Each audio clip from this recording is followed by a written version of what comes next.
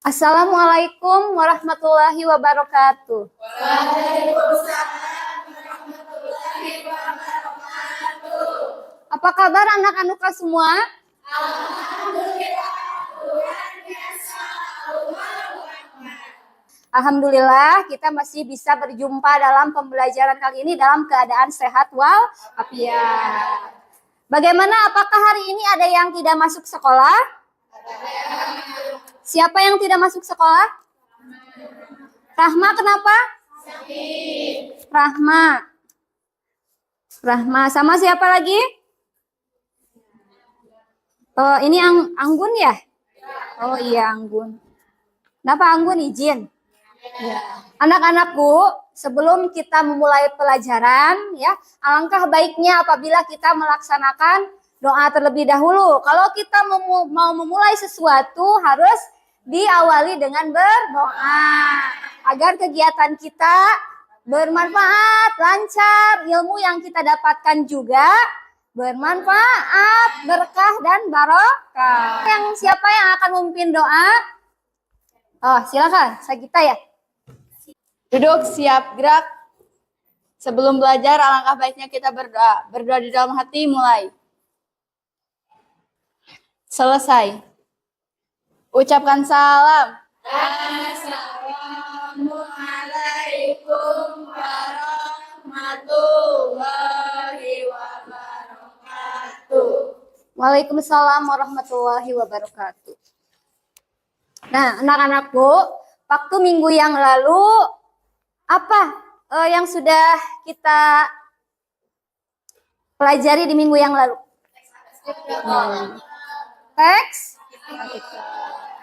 Teks artikel. Tentang apa kemarin? Tentang kebahasaan. Apa saja? Ada apa saja? Ya, kemudian? Ya, kemudian? Tuh ya. Nah, sekarang Ibu mau bertanya kepada kalian. Apa manfaat kita belajar artikel? Apa? Informasi. Ya, bagus ya. Apalagi selain mengetahui informasi, manfaat kita mempelajari teks artikel. Ya, bagus. Menambah wawasan. Kaitannya materi minggu lalu dengan minggu ini, karena minggu yang lalu kalian sudah belajar atau kita sudah membahas tentang bahasa teks artikel. Sekarang di pertemuan kali ini kita akan membahas tentang struktur teks artikel, kemudian kita akan menulis teks artikel. Ya, apa kira-kira manfaat kita mempelajari, manfaat kita menulis teks artikel?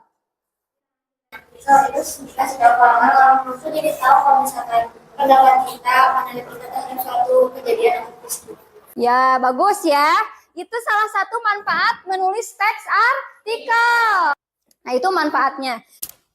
Nah, tujuan pembelajaran kita hari ini yang pertama mempelajari langkah-langkah menulis teks artikel yang baik dan sistematis. Kemudian menyusun kerangka teks artikel sesuai fakta, menulis teks artikel dengan memperhatikan fakta dan kebahasaan yang ditulis pada aplikasi Canva. Nah, silakan. Dari tujuan pembelajaran ini, kira-kira ada yang mau ditanyakan? Saya, Bu. Kenapa disebut fakta dalam kebahasaan? Bukannya fakta sudah termasuk ke dalam teks kebahasaan? Menulis teks artikel dengan memperhatikan fakta dan kebahasaan. Yang ditanyakannya, kenapa Bu ada kata fakta lagi? Bukankah fakta itu sudah termasuk ke dalam unsur kebahasaan begitu? Ya. Baik, begini anak-anak. Fakta di sini artinya saat kalian mencari literatur atau kalimat-kalimat yang fakta, ya kan biasanya kita searching di internet atau di buku, betul? Nah, di situ kita harus bisa mencantumkan kalimat tersebut atau pernyataan tersebut berdasarkan siapa, ya? Pernyataan siapa atau diambil dari artikel apa, penciptanya siapa, tahun berapa, kalau dalam buku misalkan buku apa, tahun berapa, judulnya, ya, penerbit misalkan. Nah, itu yang disebut dengan fakta. Jadi saat menentukan ide yang ada di sekitar kita saja ya, supaya kita tidak apa gitu. Jadi yang dekat dengan dunia sehari-hari kita, ya. Sebentar Ibu akan tayangkan mengenai ini struktur teks artikel. Kita lagi dengan Bu Cicu, kita akan belajar mengenai menulis teks artikel pada bahasa Indonesia kelas 12. Teks artikel adalah teks yang berisi fakta dan opini yang dipublikasikan di media cetak maupun media elektronik. Struktur dalam teks artikel yang pertama adalah pernyataan pendapat, yaitu berisi uraian faktual yang akan dibahas. Kemudian yang kedua adalah argumentasi. Nah, ini adalah salah satu contoh teks artikel yang bertema kesemuanya. Sekian dari Ibu, semoga bermanfaat untuk menulis sebuah teks artikel. Wassalamualaikum warahmatullahi wabarakatuh.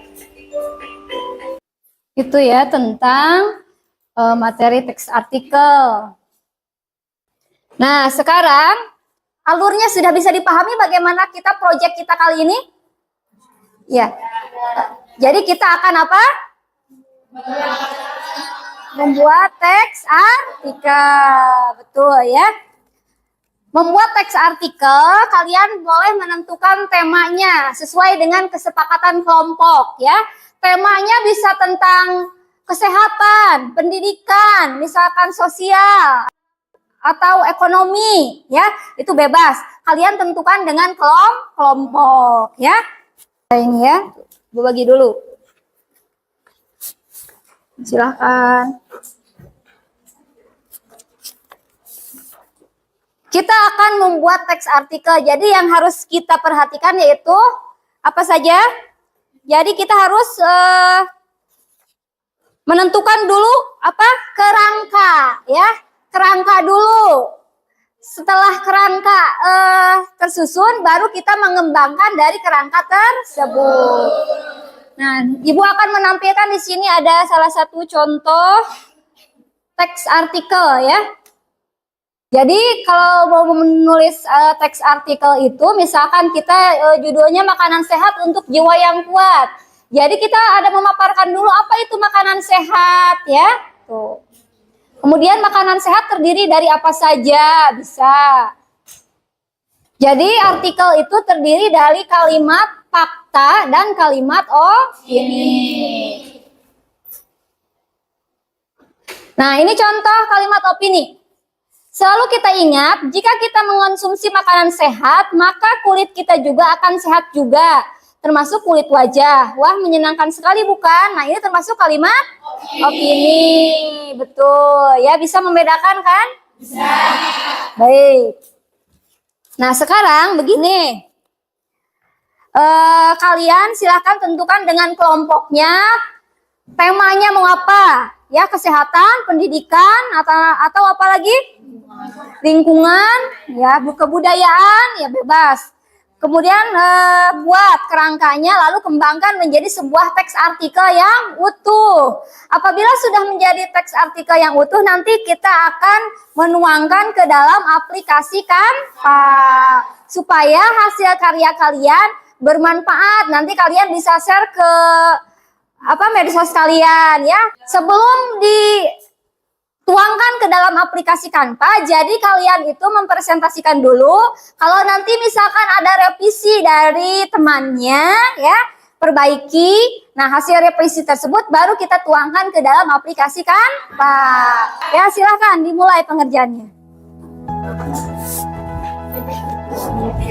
Ya, itu ini di sini bisa kesehatan, budaya, pendidikan, pariwisata, lingkungan apa aja, atau misalkan punya tema pilihan kelompok masing-masing boleh. Lingkungan sehat ya. Boleh. Izin bertanya, Bu. bertanya, Bu. Kan kata Ibu tadi teks artikel itu harus baik dan sistematis. Maksudnya dari sistematis itu gimana? Baik dan sistematis itu seperti ada awal pendahuluan, ya, kemudian ada bagian isi dan penutup. Nah, di bagian penutup itu tentang apa? Tadi ada kesimpulan dan penegasan ulang, gitu ya. Maksudnya sistematis.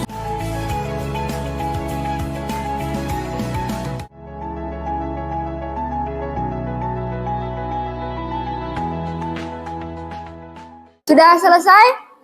Baik, siapa yang mau tampil duluan kelompok? Mana yang sudah selesai? Baik, kelompok berapa? Kelompok 4. Siapa yang mau perwakilan untuk menampilkan hasil karyanya? Boleh. Silahkan Riksa dibacakan di depan ya. Assalamualaikum warahmatullahi wabarakatuh. Waalaikumsalam warahmatullahi wabarakatuh. Kenalkan, saya Riksa. Saya di sini sebagai perwakilan dari kelompok 4. Saya akan menjelaskan artikel yang kita bikin bersama-sama tadi. Nah, untuk topik yang kita pilih dalam membuat artikel kali ini adalah teknologi atau internet. Untuk judulnya yaitu bahaya media sosial bagi para remaja. Kenapa kita pilih topik yang ini? Soalnya kan Ibu tadi sudah bilang katanya kalau misalkan nyari pembahasan topiknya itu cukup yang ada di sehari-hari gitu, Iya, yang benar-benar yang dekat dengan dunia kita. Ya, bisa dilihat kan kita, terutama kita jurusan multimedia nih, di mana multimedia ngebahas tentang teknologi internet, apalagi kita juga pasti sering lah main media sosial, makanya internet yang aku pilih itu media sosial. Di sini aku mau langsung baca artikelnya. Judul tadi udah, bahaya media sosial bagi para remaja. Internet bisa memberi banyak manfaat dan kemudahan. Aksesnya pun lebih mudah dan cepat. Namun ada juga dampak negatif, khususnya bagi para remaja. Internet kini mulai melekat dengan kehidupan sehari-hari, terutama pada remaja. Internet juga bisa membantu proses belajar dan mengakses media sosial. Namun, pemakaian internet juga bisa memberikan dampak buruk. Menggunakan media sosial yang dimana bisa saja ada orang-orang yang bertindak jahat kepada kita, seperti memberi hate comment atau iri. Dan itu tuh bisa membuat perasaan insecure tumbuh di dalam diri kita dan berkembang menjadi perasaan minder. Silakan, atau mungkin ada yang mau memberi masukan ya untuk kelompok 4. Jadi bertanya, kan tadi dalam artikelnya cuma disebutkan dampak-dampak negatif. Tapi kan sebagian besar juga artikel di internet juga menampilkan dampak positifnya. Karena kan kan sekarang zaman sudah semakin canggih. Jadi kan penggunaan internet harus semakin dimajukan kembali agar tidak ada ketertinggalan. Kenapa itu nggak dimasukkan? Kan di sini aku judulnya juga bahaya media sosial bagi remaja. Aku juga di sini ada bawa dampak bagusnya kok, kayak dapat membantu dalam proses pembelajaran sama membantu memberi informasi dengan lebih cepat itu. Tapi mungkin emang bisa dibahas lebih di artikel lain gitu. Soalnya kan di sini temanya aja sama judulnya tuh bahayanya. Makanya aku ambilnya tuh dampak negatifnya. Tapi aku dampak bagus-bagusnya juga ada aku ditulis. Cuma nggak terlalu dibahas gitu. Oh, jadi untuk kelompok 4 ini judulnya sudah dibatasi tentang bahaya dari internet. Jadi tentu kalau bahaya yang dijabarkannya tentang hal-hal Buruknya. ya, hal-hal negatif. Kenapa berbahaya gitu. Jadi sudah dibatasi di judul. Nah, sekarang kelompok berapa lagi yang akan tampil, yang sudah siap tampil? Kelompok 1, silahkan. Siapa yang akan mewakili kelompok 1 untuk membacakan hasil karyanya? Siapa? Sita? Iya, silahkan Sita. Assalamualaikum warahmatullahi wabarakatuh. Waalaikumsalam warahmatullahi wabarakatuh. Saya di sini sebagai perwakilan dari kelompok 1 akan membacakan artikel yang kami buat yang berjudul Pelestarian Batik sebagai Warisan Kebudayaan Indonesia yang telah diakui oleh UNESCO. Batik adalah kain Indonesia yang bergambar yang pembuatannya secara khusus dengan menuliskan atau menerakan malam pada kain itu. Kemudian pengolahannya diproses dengan cara tertentu yang memiliki kekhasan. Sebagai seluruh teknologi serta pengembangan motif dan budaya yang terkait di Indonesia yang diakui oleh UNESCO dan ditetapkan sebagai warisan kebudayaan untuk lisan dan non-benda sejak tanggal 2 Oktober 2009. Batik mulai dikembangkan pada masa Kerajaan Mataram. Sebagai generasi muda, bukankah sudah seharusnya kita melestarikan budaya Indonesia? Maka dari itu, sebaiknya kita peringati dengan pakai batik bersama-sama di setiap tanggal 2 Oktober 2004. Sebagai warisan budaya, di zaman yang sudah serba modern ini, kita dapat melestarikan lewat media sosial dan menjadikan tren dan mengendalikannya ke mancanegara. Mungkin segitu saja pemaparan artikel dari kelompok kami. Apakah ada pertanyaan ataupun saran? Ya, silakan. Apakah ada masukan untuk kelompok 1 ya? Kelompok 1. Ada? Ya, silakan. Baik, kalau untuk tujuan melestarikan batik, kan batik adalah warisan budaya.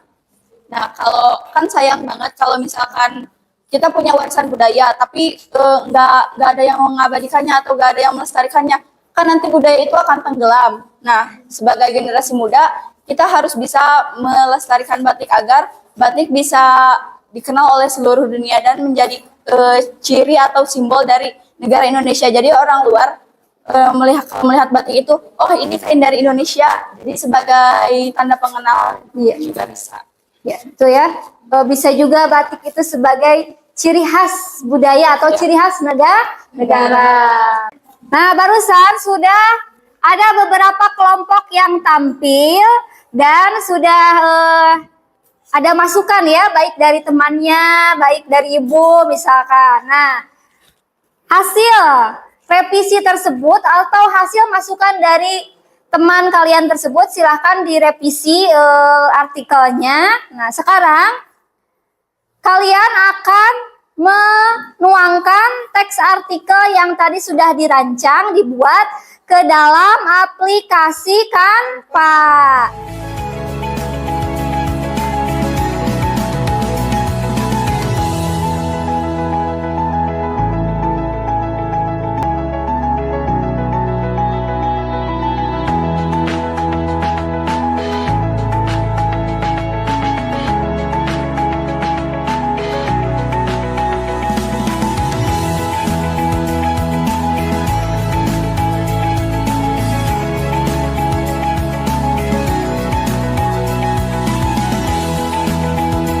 Hasilnya di-download dulu ya.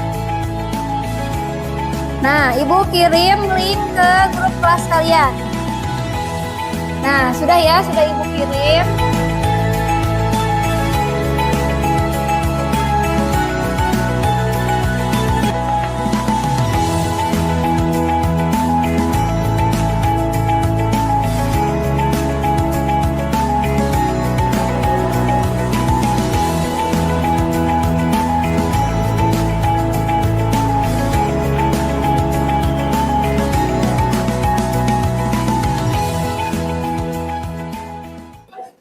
Baik anak-anak, barusan kalian sudah mempresentasikan hasil kerjanya tiap kelompok dan sudah menuangkannya ke dalam aplikasi Canva dan mengirimkannya ke Google Form yang sudah ibu kirim di WA Group ya.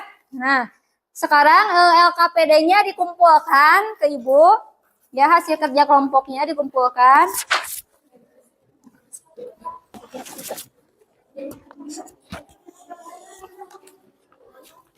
Ya, sudah?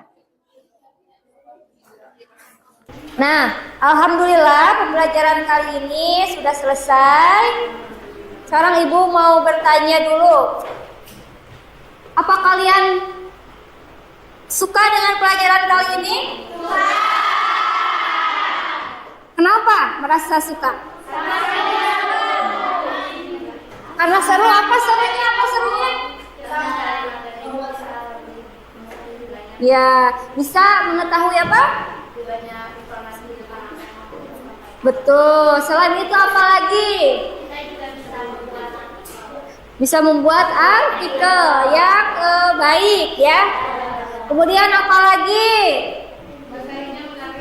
Materinya menarik. Kemudian apa kendala kalian pada pembelajaran kali ini? Udah ada kuota. Nah, untuk pembelajaran kali ini dicukupkan sampai di sini ya. Mudah-mudahan apa yang sudah kita pelajari hari ini bermanfaat untuk kedepannya ya. Kemudian kalian juga diberikan kesehatan. Semoga kita berjumpa lagi di pertemuan yang akan datang ya. Baik. Sebelum menutup kegiatan, kita akan berdoa terlebih dahulu. Duduk, siap, gerak. Sebelum pulang, alangkah baiknya kita berdoa. Berdoa di dalam hati, mulai.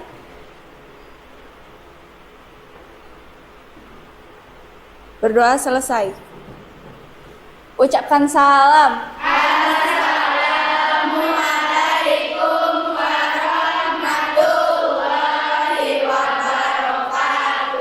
Waalaikumsalam warahmatullahi wabarakatuh.